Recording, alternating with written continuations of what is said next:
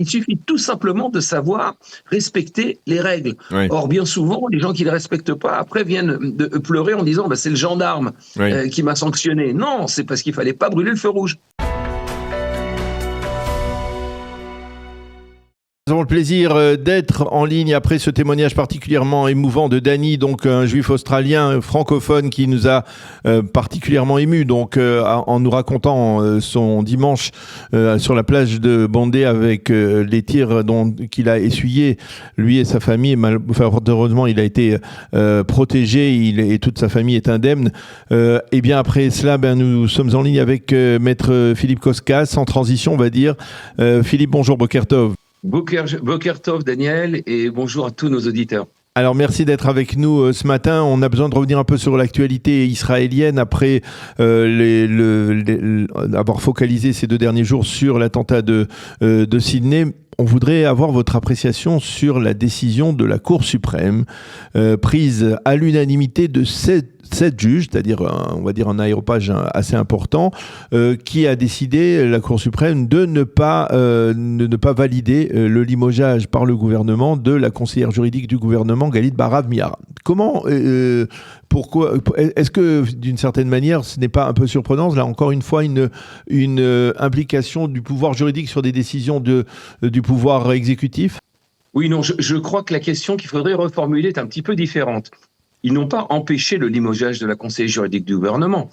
Ils ont empêché le processus qui a mené au limogeage. Uh-huh. Donc c'est complètement différent. Mm-hmm. Je vais juste vous expliquer, je vais faire un petit peu un zoom out pour qu'on comprenne le caractère de ce rôle qui s'appelle le conseiller juridique du gouvernement. D'ailleurs, un rôle qui n'existe pas en France, que nos auditeurs français ne connaissent pas, qui existe en Israël depuis la création de l'État d'Israël. Qui n'existe, on va dire qui n'existe qu'en Israël, on va dire. Il n'y a pas un homme, même aux États-Unis, il n'y a pas de fonction d'attorney général qui est à la fois conseiller du gouvernement ou de l'administration. Absolument, mais ceci dit, j'allais dire, je ne veux pas remonter en tant qu'historien, mais en ancien droit, en droit français, ce rôle existait. Auprès par exemple, de Philippe le Bel, il existait un conseiller juridique du roi, qui avait en même temps une instance judiciaire d'un côté, qui donnait des conseils au roi de l'autre côté. Maintenant, et si vous voulez ce qu'on appelle le Conseil d'État aujourd'hui, qui existe en France, il donne dans une certaine mesure aussi, il donne des conseils au gouvernement, mais c'est vrai qu'il ne siège pas au gouvernement. Si vous voulez, ce noyau de conseillers juridiques du gouvernement, ça s'est développé de manière historique. Enfin, on va pas développer historiquement ce concept-là, mais il a une nature hybride. Dans un sens, il donne des conseils juridiques du gouvernement. Mais d'un autre côté, ces conseils, ils sont autonomes du gouvernement, c'est-à-dire qu'il n'est pas l'avocat du gouvernement. Et pourquoi ? Parce que le gouvernement, un ministre par exemple, est un fonctionnaire public. C'est pas que moi personnellement ou vous pouvez avoir affaire à un avocat, le payer, il va vous défendre. Or là, on parle de caisse publique. Donc on a trouvé la nécessité de nommer une personne qui donne des conseils juridiques au gouvernement, mais ces conseils juridiques sont obligatoires. Et je dois dire, depuis que je suis avocat, et puis même bien avant, ce rôle de conseil juridique du gouvernement a toujours été la bête noire des gouvernements, parce que c'est un peu l'empêcheur de tourner en rond.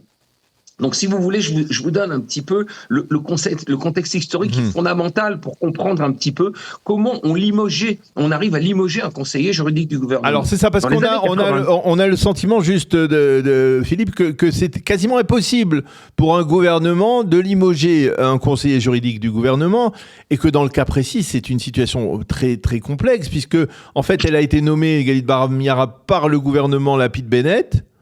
Et ça fait 3 ans, ou ça fait plus de 3 ans, bien qu'elle est sous un gouvernement avec lequel elle est en conflit permanent, n'est-ce pas ?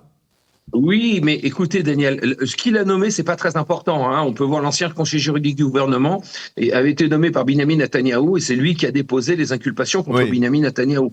Donc, si vous voulez, c'est pas on n'est pas qui a été nommé. Maintenant, c'est vrai, et c'est la loi. La loi a rendu, pour donner justement une indépendance à ce conseiller juridique du gouvernement, a donné au gouvernement un certain nombre de difficultés pour pouvoir la licencier. Alors, ce limogeage est possible, et c'est ce que j'allais dire. Il y a une commission qui était présidée par l'ancien juge de la Cour suprême, Meir Shamgar, dans les années 90, qui donne un certain nombre de causes et de raisons pour lesquelles on peut limoger. Mais ces causes, c'est par exemple s'il y a eu il y a une inculpation pénale contre le conseiller juridique du gouvernement, s'il y a un certain nombre de causes. Mais cette cause doit être vérifiée non pas au sein du gouvernement, mais au sein d'une commission extérieure.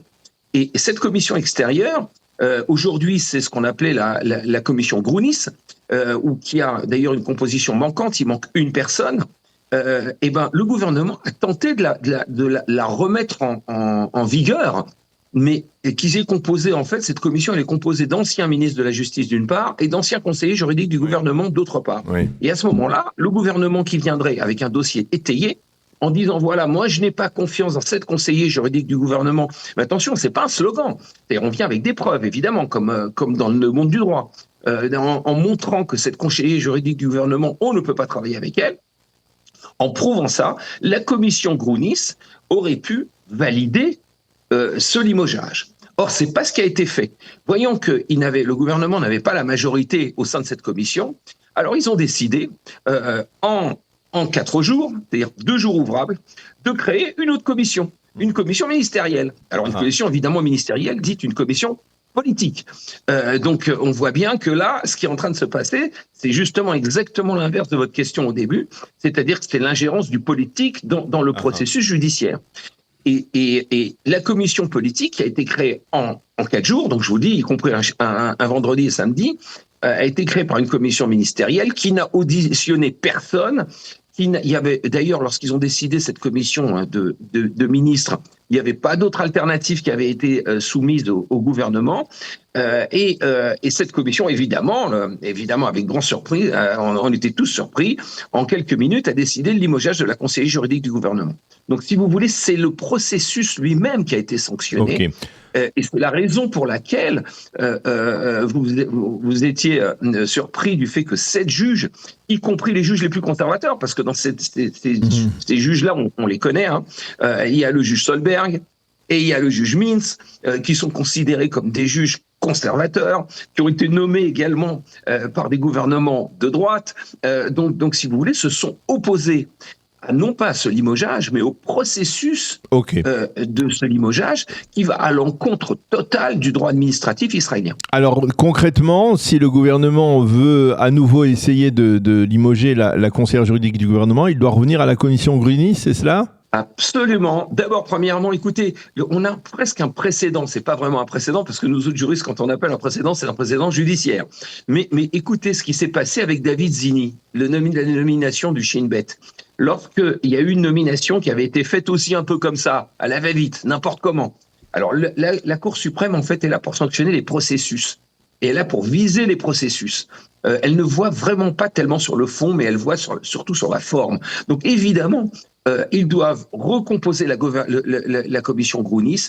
Et puis, surtout, ils doivent s'étayer de preuves. Parce que c'est pas comme ça, c'est pas je dis j'ai pas confiance et puis c'est tout. Puisqu'on parle d'un contre-pouvoir, un contre-pouvoir réel. Donc, si vous voulez, ils doivent de preuves en quoi cette conseiller juridique du gouvernement a manqué de confiance et a manqué de crédibilité. Et à ce moment-là, soumettre le dossier à la commission Grounis qui validera ou invalidera d'ailleurs, mais si elle le valide, à ce moment-là, le processus de limogeage aura été légal. Ok, je comprends. Et c'est donc...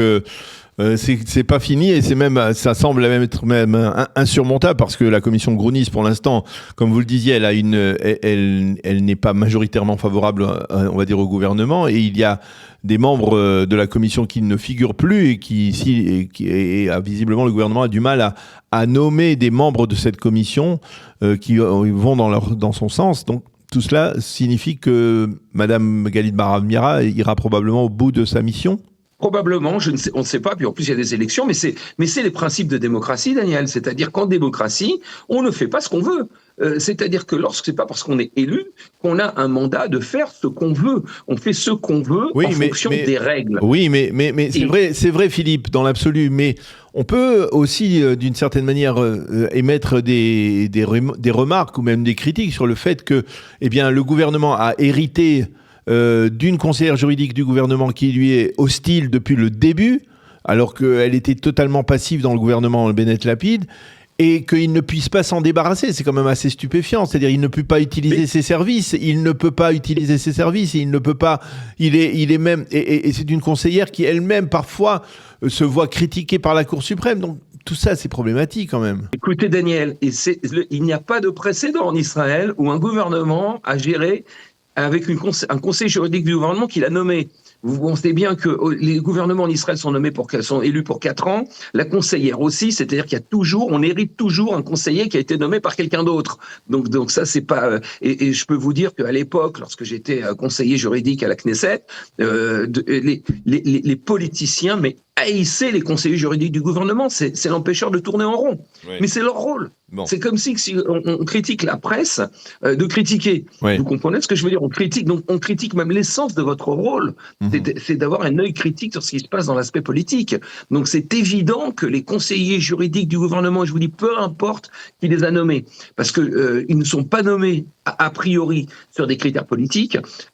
Évidemment, je vais vous prendre un autre exemple. On attrape plus souvent à la circulation des gens qui brûlent plus de feux rouges que des gens qui respectent la loi. Oui. Et ce qui se trouve que ce gouvernement a plutôt tendance à jouer borderline. Ils essayent l'appareil judiciaire en faisant des lois qui sont pas forcément légales, en utilisant des processus qui sont pas forcément légaux. Alors on ne peut pas à chaque fois dire ils sont contre nous, qu'ils ont besoin, mais vraiment, ils utilisent l'appareil juridique tellement comme un ennemi qu'ils en oublient de se soumettre aux règles. Oui. Or on l'a bien vu avec David Zini. David Zini a été élu aujourd'hui. Il est aujourd'hui à la tête du Shin Bet, et il est à la tête du Shin Bet avec l'aval de la Haute Cour de justice. Et pourquoi il ne l'était pas au début? Parce qu'il avait mal été élu. Tout simplement. Il suffit tout simplement de savoir respecter les règles. Oui. Or, bien souvent, les gens qui ne les respectent pas, après, viennent de pleurer en disant c'est le gendarme qui m'a sanctionné. Non, c'est parce qu'il ne fallait pas brûler le feu rouge. Eh bien, on l'a bien compris, c'était très clair comme d'habitude. Vous nous avez clarifié ce dossier qui est complexe un peu peut-être même pour nos auditeurs. Oui. Merci beaucoup, maître Philippe Koskas, d'avoir accepté de répondre à nos questions ce matin autour de ce dossier du limogeage de la conseillère juridique du gouvernement et de la procédure de ce limogeage qui donc a été invalidé par la Cour suprême. Merci beaucoup, Philippe. À bientôt. Et bonne journée. Merci à vous.